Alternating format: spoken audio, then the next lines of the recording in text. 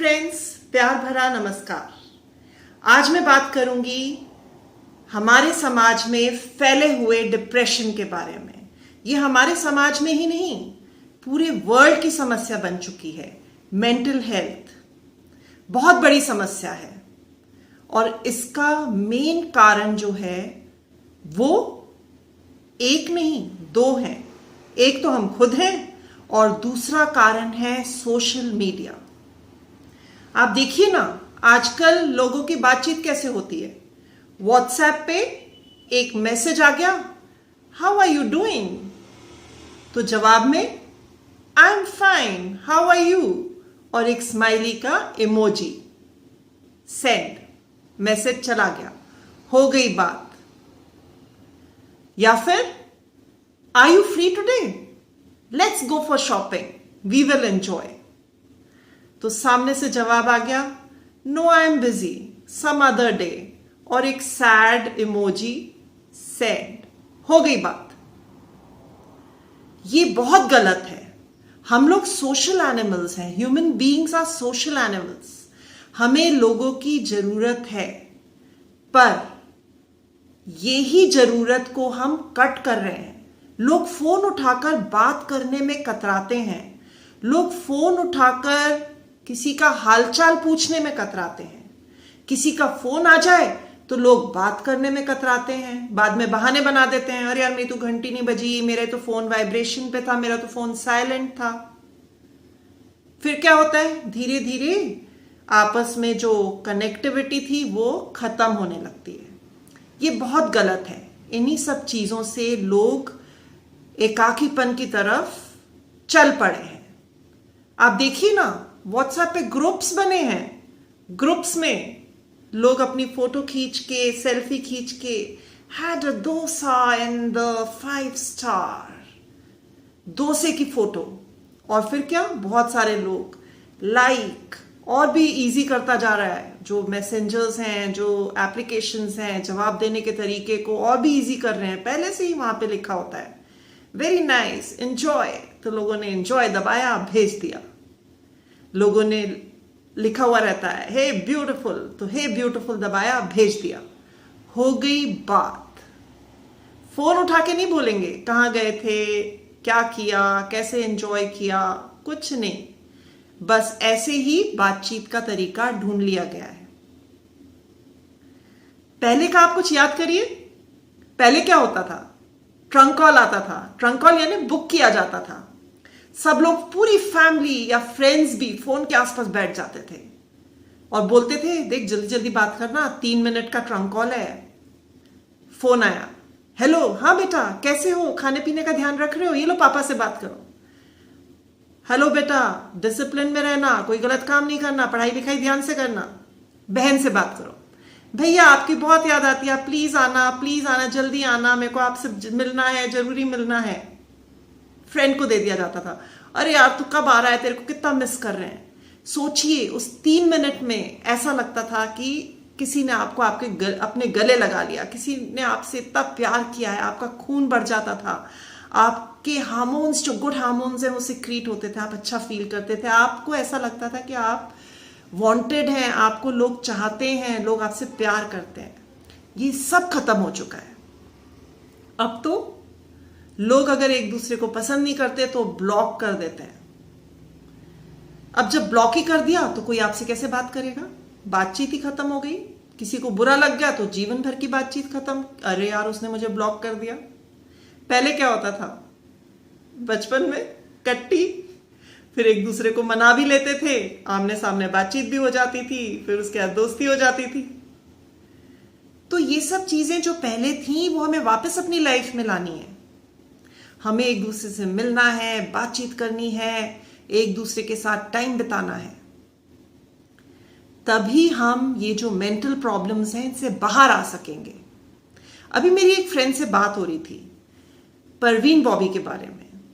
Superstar Parveen, कितनी सुंदर, कितनी गॉर्जियस, कितनी ब्यूटीफुल, स्वीट, स्मार्ट, सब कुछ, करोड़ों लोगों के दिल में राज करने वाली।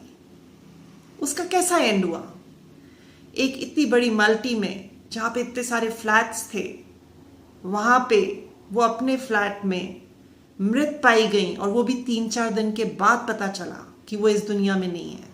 कितने दुख की बात है। ऐसे ही ओमपुरी, वो भी कितने अक्लेम्ड एक्टर थे, उनका भी ऐसे ही एंड हुआ। कुछ समय बाद पता चला कि वो हमारे साथ नहीं है। ऐसे कितने लोग और हैं जिनके एग्जाम्पल्स दिए जा सकते हैं। ये सब क्यों हो रहा है? क्यों लोग एक दूसरे के बारे में फिक्र नहीं कर रहे? क्यों लोग एक दूसरे के साथ कनेक्टेड नहीं रह रहे? क्यों लोग एक दूसरे से घबरा रहे हैं? हमें एक दूसरे से मिलजुल के रहना है, एक दूसरे की केयर करनी है, एक दूसरे से बातचीत करनी है। कोई प्रॉब्लम है, उसकी बातें सुनिए। क्या जाएगा आपका? कुछ नहीं जाएगा। आप उसकी मदद कर रहे होंगे। मैं आपको एक स्टोरी सुनाती हूं। एक बार एक पढ़ा लिखा नौजवान गांव से शहर में आया। एक फैक्ट्री में उसे मैनेजर का जॉब लग गया। वो कोल्ड स्टोरेज की फैक्ट्री थी। वो वहां पे नियमित जाता, पर उसमें ये स्किल थी कि वो लोगों के साथ कनेक्टेड रहता, लोगों के साथ बातचीत करता, हंसी मजाक करता, उनकी हालचाल जानता, उनकी प्रॉब्लम्स में उनका साथ देता।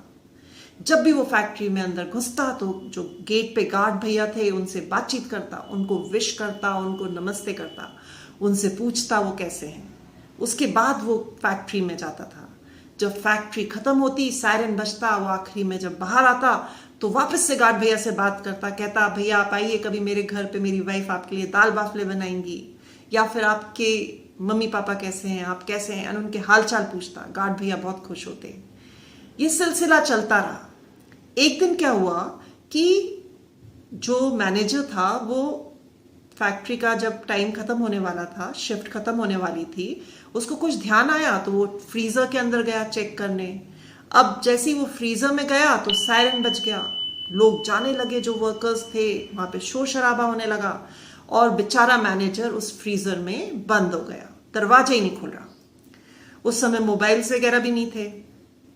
अब मैनेजर ने खूब खटखटाया, कोशिश करी, पर किसी ने उसकी आवाज नहीं सुनी। गार्ड भैया ने भी ताला कर दिया फैक्ट्री में। जो नए गार्ड आए उनको चाबियां दे दी, वो भी अपने घर चले गए। अब जब गार्ड भैया अपने घर पहुंचे तो उनको ध्यान आया कि आज मैनेजर साहब ने वापसी में तो मेरे से बात ही नहीं की, उन्होंने मेरे हाल चाल ही नहीं पूछे, उन्होंने मुझसे कुछ बोला ही नहीं। तो गार्ड को ये बात बिल्कुल खटकने लगी। तो उसने अपनी साइकिल उठाई और मैनेजर के घर चला गया। वहां पे गया तो उनकी वाइफ ने कहा अभी तक तो मैनेजर आए नहीं है, वैसे तो इस समय तक आ जाते हैं। तो गार्ड और घबरा गया। तो वो साइकिल लेके फिर धीरे धीरे साइकिल पे फैक्ट्री तक गया। वहां पे उसने नए जो ड्यूटी के गार्ड थे उनसे फैक्ट्री खुलवाई। दोनों ने फैक्ट्री के अंदर छानबीन करी, कहीं भी मैनेजर नजर नहीं आए।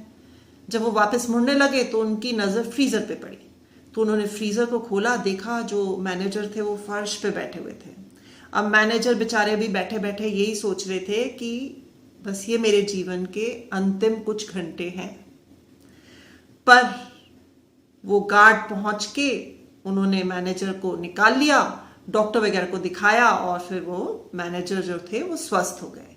कहने का मतलब ये कि अगर वो मैनेजर लोगों से मिलते जुलते नहीं, लोगों के साथ अपने संबंध नहीं रखते, वो अपने आप में ही रहते, बस अपना काम करके घर जाते, घर से काम पे आते, तो गार्ड कभी भी नहीं सोचता, गार्ड कभी भी उनके बारे में चिंता नहीं करता। गार्ड को पता ही नहीं चलता कि मैनेजर तो आज फैक्ट्री से निकले ही नहीं।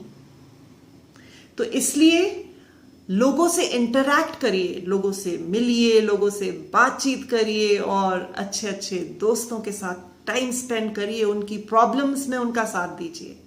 देखिए जीवन कितना सरल हो जाएगा, जीवन कितना अच्छा हो जाएगा। तो ये थे पेजेस फ्रॉम जूजूज डायरी, मेरे दिल की बात आपके दिल तक। मेरे वीडियोस को लाइक करिए, चैनल को सब्सक्राइब करिए, शेयर करिए, और सोशली एक्टिव रहिए।